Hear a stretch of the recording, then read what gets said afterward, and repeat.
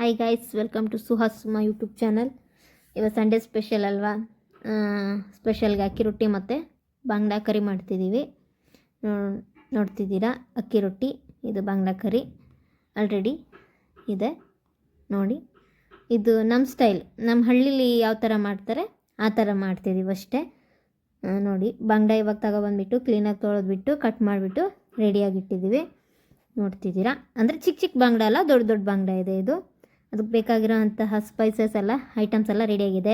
Turmeric, ಕಾಳುಮೆಣಸು ಮತ್ತು chilli powder ಮತ್ತು ಧನಿಯಾ, ಹುಣಸೆ ಹಣ್ಣು, ಆಮೇಲೆ ಬೆಳ್ಳುಳ್ಳಿ, ಶುಂಠಿ, ಈರುಳ್ಳಿ ಮತ್ತು ಕೊಬ್ಬರಿ, ಅಲ್ಲಿಂದ ಮೆಂತೆನ ಸ್ವಲ್ಪ ಡ್ರೈ ರೋಸ್ಟ್ ಮಾಡಿಬಿಟ್ಟು ತೆಗೆದಿಟ್ಟಿದ್ದೀನಿ. ಇವಾಗ ಮಿಕ್ಸಿ ಜಾರ್ಗೆ ಹಾಕ್ತಿದ್ದೀನಿ. ಫಸ್ಟ್ ಕೊಬ್ಬರಿ ತುರಿ ಹಾಕ್ತಿದ್ದೀನಿ, ಆಮೇಲೆ ಈರುಳ್ಳಿ ಹಾಕ್ತಿದ್ದೀನಿ. ಒಂದು ಮೀಡಿಯಮ್ ಸೈಜ್ ಈರುಳ್ಳಿನ ಕಟ್ ಮಾಡಿಟ್ಟಿದ್ದೀನಿ. ಆಮೇಲೆ 1 ಇಂಚಷ್ಟು ಶುಂಠಿ, ಒಂದು 10 ಎಸಳಷ್ಟು ಬೆಳ್ಳುಳ್ಳಿ ಹಾಕಿದ್ದೀನಿ. ಆಮೇಲೆ ಇದು ಚಿಕ್ಕ ಸ್ಪೂನಲ್ಲಿ ಸ್ವಲ್ಪ ಮೆಂತ್ಯನ ಸ್ವಲ್ಪ ಡ್ರೈ ರೋಸ್ಟ್ ಮಾಡಿಬಿಟ್ಟು ಹಾಕಿದ್ದೀನಿ.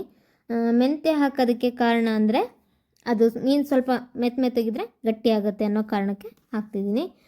ಇವಾಗ ತಗೊಂಡಿರೋಂತಹ ಸ್ಪೈಸಸ್ ಎಲ್ಲನೂ ಅದಕ್ಕೆ ಆ್ಯಡ್ ಮಾಡ್ತಿದ್ದೀನಿ. ಬಟ್ ನೀವು ಯಾವ ಕ್ವಾಂಟಿಟಿ ಮೇಲೆ ಫಿಶ್ ತಗೊಂಡಿರ್ತೀರ ಅದ್ರ ಮೇಲೆ ಸ್ಪೈಸಸ್ ಎಲ್ಲ ಆ್ಯಡ್ ಮಾಡಬೇಕು. ಇವಾಗ ಹುಣಸೆಹಣ್ಣು ಆ್ಯಡ್ ಮಾಡ್ತಿದ್ದೀನಿ. ಹುಣಸೆಹಣ್ಣು ನಮ್ಗೆ ಎಷ್ಟು ಬೇಕು ಅಷ್ಟು ಹಾಕಿದ್ದೀನಿ. ಯಾಕೆಂದರೆ ನಮ್ಮ ಹಳ್ಳಿ ಕಡೆ ಸ್ವಲ್ಪ ಹುಣಸೆಹಣ್ಣನ್ನು ಜಾಸ್ತಿ ಬಳಸ್ತಾರೆ. ಹುಳಿ ಆಗಿದ್ದರೆ ಟೇಸ್ಟ್ ಇರುತ್ತೆ. ಅಂದರೆ ಬಾಂಗ್ಡಾ ಕರಿ ಅಂದ್ಬಿಟ್ಟು ಹುಣಸೆಹಣ್ಣು ಸ್ವಲ್ಪ ಜಾಸ್ತಿ ಹಾಕ್ತಿದ್ದೀನಿ. ಇವಾಗ ವಾಟರ್ ಆ್ಯಡ್ ಮಾಡಿಬಿಟ್ಟು ಮಿಕ್ಸಿ ಹಾಕ್ತಿದ್ದೀನಿ. ಇವಾಗ ಇದು ತರ್ತರಿಯಾಗಿರಬಾರ್ದು, ಮಸಾಲ ಫುಲ್ ಪೇಸ್ಟ್ ಆಗಬೇಕು, ಗ್ರೈಂಡಾಗಿ ಕ್ಲೀನಾಗಿ ಪೇಸ್ಟ್ ಆದರೆ ಮಾತ್ರ ಟೇಸ್ಟ್ ಇರುತ್ತೆ. ತರ್ತರಿಯಾಗಿದ್ದರೆ ಅಷ್ಟೊಂದು ಟೇಸ್ಟ್ ಅನಿಸಲ್ಲ. ಹಾಗಾಗ್ಬಿಟ್ಟು ಇವಾಗ ಒಂದು ಸ್ವಲ್ಪ ನೋಡ್ತಿದ್ದೀನಿ. ಅಂದರೆ ತುಂಬ ಗಟ್ಟಿಯಾಗಿತ್ತು, ಅದಕ್ಕೋಸ್ಕರ ಸ್ವಲ್ಪ ನೀರನ್ನು ಆ್ಯಡ್ ಮಾಡಿಬಿಟ್ಟು ಮತ್ತೆ ಮಿಕ್ಸಿ ಹಾಕ್ತಿದ್ದೀನಿ. ಇವಾಗ ನೋಡ್ತಿದ್ದೀರಾ, ಅದು ಫುಲ್ ಗ್ರೈಂಡ್ ಆಗಬೇಕು, ತರ್ತರಿಯಾಗಿರಬಾರ್ದು ಅಂದ್ಬಿಟ್ಟು ಸ್ವಲ್ಪ ಒಂದು 2 ಸೆಕೆಂಡ್ ಎಕ್ಸ್ಟ್ರಾ ಮಿಕ್ಸಿನ ಗ್ರೈಂಡ್ ಮಾಡ್ತಿದ್ದೀನಿ. ಮಿಕ್ಸಿಗೆ ಹಾಕ್ಬಿಟ್ಟು ಇವಾಗ ನೋಡ್ತಿದ್ದೀರಾ, ಗ್ರೈಂಡ್ ಆಗಿದೆ, ಮಸಾಲ ರೆಡಿ ಆಗಿದೆ. ಇವಾಗ ಅದನ್ನು ಎಕ್ಸ್ಟ್ರಾ ಇನ್ನೊಂದು ಪಾತ್ರೆಗೆ ಅದನ್ನು ಹಾಕ್ತಿದ್ದೀನಿ. ಇವಾಗ ನೋಡ್ತಿದ್ದೀರಾ, ಇದಕ್ಕೆ ಹಾಕಿದ್ದೀನಿ ಇವಾಗ. ಆಮೇಲೆ ಅದರಲ್ಲಿರೋ ಮಸಾಲ ಫುಲ್ಲೆಲ್ಲ ಹಾಕಿಬಿಟ್ಟು ಸ್ವಲ್ಪ ನೀರು ಹಾಕಿಬಿಟ್ಟು ಮಿಕ್ಸಿ ಜಾರ್ಗೆ ಅದನ್ನು ತೊಳೆದ್ಬಿಟ್ಟು ಮಸಾಲ ಇರುತ್ತಲ್ಲ, ಅದಕ್ಕೋಸ್ಕರ ಅದಕ್ಕೆ ಹಾಕ್ತಿದ್ದೀನಿ. ನಿಮಗೆ ಥಿಕ್ನೆಸ್ ಎಷ್ಟು ಬೇಕು ಅದ್ರ ಮೇಲೆ ಡಿಪೆಂಡ್. ಅದು ನಿಮ್ಗೆ ಎಷ್ಟು ಬೇಕೋ ಅಷ್ಟು ನೀರು ಆ್ಯಡ್ ಮಾಡ್ಕೋಬೋದು. ನಮಗೆ ತುಂಬ ತೆಳುನೂ ಬೇಡ, ತುಂಬ ದಪ್ಪನೂ ಬೇಡ. ಹಾಗಾಗಿ 1 ಗ್ಲಾಸಷ್ಟು ನೀರನ್ನು ಆ್ಯಡ್ ಮಾಡಿದ್ದೀನಿ ಆ ಸಾಂಬಾರಿಗೆ. ನೋಡ್ತಿದ್ದೀರಾ, ತುಂಬ ಥಿಕ್ನೆಸ್ ಏನಿಲ್ಲ. ಅದಕ್ಕೆ ರುಚಿಗೆ ತಕ್ಕಷ್ಟು ಉಪ್ಪು, ನಿಮಗೆ ರುಚಿ ಎಷ್ಟು ಬೇಕೋ ಅಷ್ಟು ಉಪ್ಪನ್ನು ನೋಡಿ ಆ್ಯಡ್ ಮಾಡ್ಕೊಳ್ಳಿ. ಆಮೇಲೆ ಮಸಾಲಾಗೆ ನಿಮಗೆ ಸ್ಪೈಸಸ್ ಖಾರ ಎಷ್ಟು ಬೇಕೋ ಮತ್ತು ಎಕ್ಸ್ಟ್ರಾ ನೋಡಿಬಿಟ್ಟು ಕಡಿಮೆ ಆದರೆ ಮಾತ್ರ ಆ್ಯಡ್ ಮಾಡಿ. ನನಗೆ ಸರಿ ಇತ್ತು, ಅದಕ್ಕೋಸ್ಕರ ನಾನು ಎಕ್ಸ್ಟ್ರಾ ಮಸಾಲಸೇನು ಆ್ಯಡ್ ಮಾಡಿಲ್ಲ. ಇವಾಗ ಸ್ವಲ್ಪ ಒಂದು ಕುದಿ ಬರಬೇಕದು ಸಾಂಬಾರಿಗೆ. ಇವಾಗ ಒಂದು ಕುದಿ ಬಂದ ತಕ್ಷಣ ಮೀನು ಅದಕ್ಕೆ ಆ್ಯಡ್ ಮಾಡ್ತಿದ್ದೀನಿ. ಇವಾಗ ಕ್ಲೀನಾಗೆ ತೊಳೆದು ಕಟ್ ಮಾಡಿಡೋ ಅಂತಹ ಮೀನನ್ನ ಆ್ಯಡ್ ಮಾಡ್ತಿದ್ದೀನಿ. ನೋಡ್ತಿದ್ದೀರಾ, ಆ್ಯಡ್ ಮಾಡಿದ್ದೀನಿ. ಇವಾಗ ಫಸ್ಟು ಮಸಾಲ ಜೊತೆಗೆ ಹಾಕಿಬಿಟ್ರೆ ಮಸಾಲ ಫುಲ್ ಕ್ಲೀನಾಗಿ ಅಂದರೆ ಅದು ಬಾಯ್ಲ್ಡ್ ಆಗಿರಲ್ಲ. ಅದು ಮೀನು ಫುಲ್ ಬಾಯ್ಲ್ಡ್ ಆಗಿಬಿಟ್ಟು ಫುಲ್ಲೆಲ್ಲ ಪೀಸ್ ಹಾಗೆ ಸಾಂಬಾರಲ್ಲಿ ಮುಳ್ಳು ಮತ್ತು ಮಸಾಲ ಇದು ಎರಡು ಬೇರೆ ಆಗಿಬಿಡತ್ತೆ ಅಂದ್ಬಿಟ್ಟು ಸ್ವಲ್ಪ ಸಾಂಬಾರನ್ನ ಕುದಿ ಬಂದಮೇಲೆ ಮೀನು ಆ್ಯಡ್ ಮಾಡಬೇಕು. ಅದಕ್ಕೆ ಮೀನು ಆ್ಯಡ್ ಮಾಡಿದರೆ ಮೀನು ಚೆನ್ನಾಗಿರುತ್ತೆ, ಗಟ್ಟಿ ಇರುತ್ತೆ ಅನ್ನೋ ಕಾರಣಕ್ಕೋಸ್ಕರ ನಾನು ಸ್ವಲ್ಪ ಸಾಂಬಾರನ್ನ ಕುದಿಸ್ಬಿಟ್ಟು ಆಮೇಲೆ ಆ್ಯಡ್ ಮಾಡ್ತಿದ್ದೀನಿ. ನೋಡ್ತಿದ್ದೀರಾ, ಕುದೀತಿದೆ.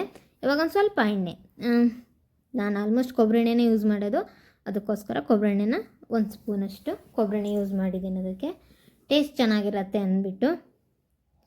ನೋಡ್ತಿದ್ದೀರಾ, ಕುದೀತಾ ಇದೆ. ನೆಕ್ಸ್ಟ್ ಇವಾಗ ಅಕ್ಕಿ ರೊಟ್ಟಿ, ಹಿಟ್ಟು, ಉಪ್ಪು ಮತ್ತು ಅನ್ನ ಮಿಕ್ಸ್ ಮಾಡಿಬಿಟ್ಟು ಕ್ಲೀನಾಗಿ ನಾದ್ಬಿಟ್ಟು ರೊಟ್ಟಿ ಮಾಡೋದು. ನಮ್ಮ ಹಳ್ಳಿ ಸೈಡೆಲ್ಲ ಸೇಮ್ ಇದೇ ಥರನೇ ಮಾಡೋದು. ಹಿಟ್ಟು ಮಾತ್ರ ಬೇಯಿಸ್ಬಿಟ್ಟು ಮಾಡಲ್ಲ, ನಮ್ಗೆ ಅಷ್ಟೊಂದು ಟೇಸ್ಟ್ ಅನಿಸಲ್ಲ ಅದು. ಅದಕ್ಕೋಸ್ಕರ ನಾವೇನು ಮಾಡ್ತೀವಿ, ಇದೇ ಥರ 3 ಮಿಕ್ಸ್ ಮಾಡಿ, ಉಪ್ಪು ಮತ್ತು ಅಕ್ಕಿ ಹಿಟ್ಟು ಆಮೇಲೆ ಅನ್ನನ 3 ಕ್ಲೀನಾಗೆ ಮಿಕ್ಸ್ ಮಾಡಿಬಿಟ್ಟು ಇದೇ ಥರ ನಾದ್ಬಿಟ್ಟು ಅದನ್ನು ರೊಟ್ಟಿ ಮಾಡ್ತೀವಿ. ನಾವು ಯಾವಾಗಲೂ ಸೇಮ್ ಅದೇ ಥರನೇ ಮಾಡೋದು, ಹಿಟ್ಟು ಮಾತ್ರ ಬೇಯಿಸಲ್ಲ.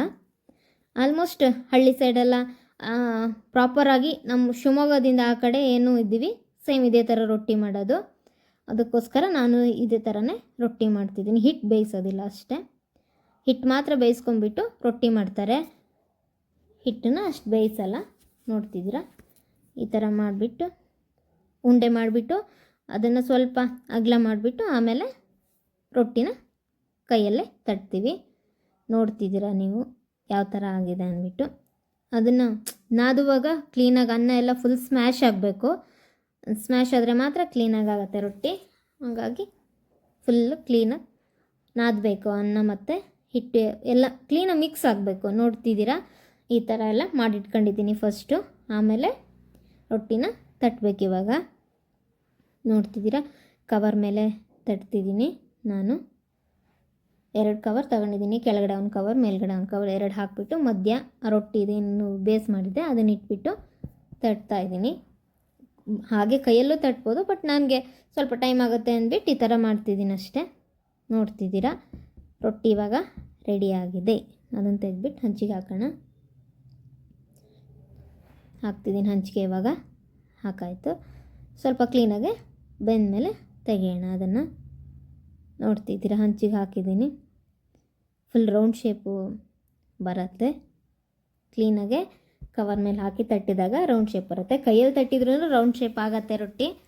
ನೋಡ್ತಿದ್ದೀರಾ, ರೊಟ್ಟಿ ಇವಾಗ ರೆಡಿಯಾಗಿದೆ. ನೋಡಿ, ಬೆಂದಿದೆ ಇವಾಗ ರೊಟ್ಟಿ. ಅಂದರೆ ಕ್ಲೀನಾಗಿ ಅದು ಸ್ವಲ್ಪ ರೋಸ್ಟ್ ಆದರೆ ಚೆನ್ನಾಗಿರುತ್ತೆ ಟೇಸ್ಟ್ ಅಂದ್ಬಿಟ್ಟು ಸ್ವಲ್ಪ ರೋಸ್ಟ್ ಮಾಡ್ತಿದ್ದೀನಿ ಇವಾಗ. ನೆಕ್ಸ್ಟ್ ಇನ್ನೊಂದು ರೊಟ್ಟಿ ರೆಡಿಯಾಗಿದೆ. ಆ ಕಡೆ ಸೈಡ್ ನೋಡ್ತಿದ್ದೀರಾ, ಅದನ್ನು ತೆಗೆದ್ಬಿಟ್ಟು ಇವಾಗ ಹಂಚಿಗೆ ಹಾಕಿದೆ. ಮತ್ತು ಇನ್ನೊಂದು ರೊಟ್ಟಿನ ಮಾಡ್ತಿದ್ದೀನಿ ನಾನು. ನೋಡ್ತಿದ್ದೀರಾ, ತಟ್ತಾಯಿದ್ದೀನಿ. ಕವರ್ ಒಂದು ಕೆಳಗಡೆ ಒಂದು ಕವರ್ ಹಾಕಿಬಿಟ್ಟು ಅದ್ರ ಮೇಲೆ ರೊಟ್ಟಿ ಬೇಸ್ ಹಾಕಿಬಿಟ್ಟು ಮತ್ತು ಮೇಲ್ಗಡೆ ಇನ್ನೊಂದು ಕವರ್ ಹಾಕಿಬಿಟ್ಟು ಕೈಯಲ್ಲಿ ತಟ್ತೀನಿ. ಅದನ್ನು ತಟ್ಟಿದಾಗ ಚೆನ್ನಾಗಾಗುತ್ತೆ. ನೋಡ್ತಿದ್ದೀರಾ, ರೊಟ್ಟಿ ಆಲ್ರೆಡಿ ರೆಡಿಯಾಗಿದ್ದಾವೆ.